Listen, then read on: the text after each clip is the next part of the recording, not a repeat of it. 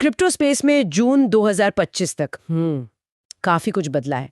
आज हम क्रिप्टो बाजार और नियामक अपडेट जून 2025 रिपोर्ट के जो मुख्य संकेत हैं, जो बदलाव हैं, उन्हें समझने की कोशिश करेंगे। तो बाजार का हाल क्या रहा, बड़े निवेशक मतलब इंस्टीट्यूशनल इन्वेस्टर्स वो क्या कर रहे हैं, और ये जो रेगुलेशन है उसकी तस्वीर कैसे बदल रही है। चलिए इस रिपोर्ट के जरिए इन अहम पहलुओं पर गौर करते हैं। शुरुआत करते हैं मार्केट के मिजाज से। कुल क्रिप्टो मार्केट कैप अभी है लगभग 3.31 ट्रिलियन डॉलर्स पर। पहली तिमाही थोड़ी सुस्त थी, करीब 18% नीचे गई थी, लेकिन दूसरी तिमाही में अच्छी वापसी हुई, लगभग 19% की रिकवरी। और बिटकॉइन का प्रदर्शन तो मतलब कमाल का रहा। मई में 1,11,814 डॉलर का नया ऑल टाइम हाई और पूरी तिमाही में 30% की बढ़त। ये तो सोने से भी ज्यादा है, 11% था सोना, और S&P 500 से भी वो 25% था। क्या लगता है, ये निवेशकों का नजरिया बदल रहा है क्या? हाँ बिल्कुल, ये आंकड़े काफी दिलचस्प हैं। और सिर्फ बिटकॉइन ही नहीं, एथेरियम ने भी वो जो पेक्ट्रा अपग्रेड है ना उनका, उसके चलते लगभग 33% की बढ़ोतरी दिखाई है। इसका लक्ष्य तो नेटवर्क की क्षमता बढ़ाना है। और साथ ही सोलाना वो भी करीब 22% ऊपर गया। और BNB चेन जैसे ऑल्ट कॉइन्स भी मजबूत दिखे। BNB चेन का मैक्सवेल अपग्रेड, इससे ब्लॉक टाइम घटकर सिर्फ 0.75 सेकंड रह गया है। ये स्पीड के लिहाज से बहुत अहम है। हाँ, और वो मीम कॉइन्स जैसे लॉन्च कॉइन और ओरा, उनमें तो हजारों % का उछाल आया। ये मार्केट में सट्टेबाजी वाला एंगल भी दिखाता है। अच्छा, और बड़े निवेशक मतलब जो संस्थागत खिलाड़ी हैं, उनका क्या रुझान रहा इस दौरान? और उनका रुझान तो काफी पॉजिटिव लग रहा है। 2025 की पहली छमाही में अगर देखें तो क्रिप्टो ETPs मतलब एक्सचेंज ट्रेडेड प्रोडक्ट्स, उनमें करीब 14.9 बिलियन डॉलर का नेट इनफ्लो आया है।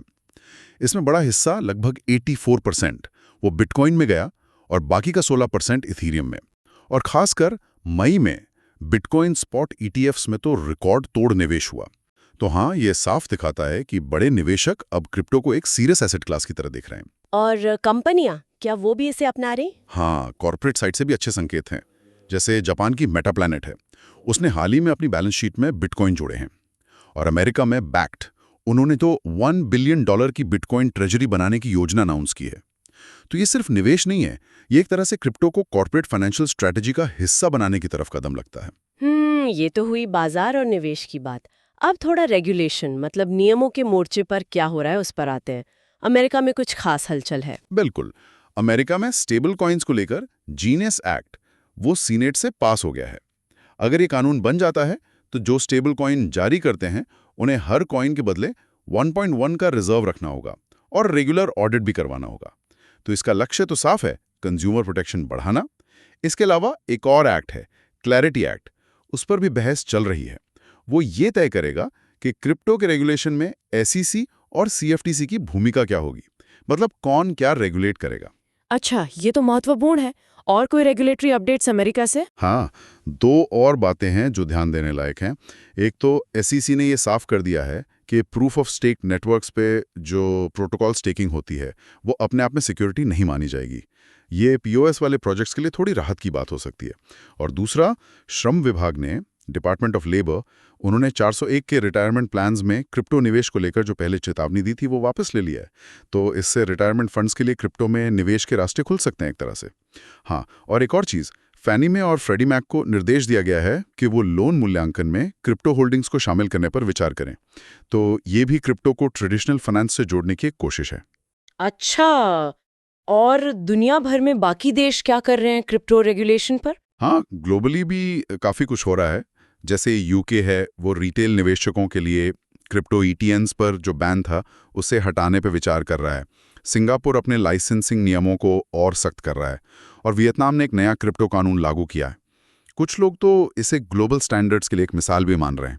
आपने टैक्स रिपोर्टिंग का भी जिक्र किया था, OECD का कार्फ, वो क्या है? हाँ, वो है organisation for economic cooperation and development का crypto asset reporting framework, CARF. ये फ्रेमवर्क आगे बढ़ रहा है। इसका मकसद है ग्लोबल लेवल पर टैक्स ट्रांसपेरेंसी लाना।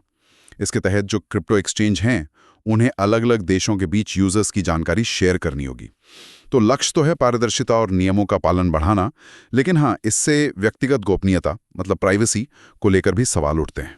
तो मतलब रेगुलेशन साफ हो रहे हैं, इंस्टीट्यूशनल निवेश बढ़ रहा है, लेकिन क्या सब कुछ पॉजिटिव ही है? जोखिम भी तो होंगे। नहीं, बिल्कुल नहीं।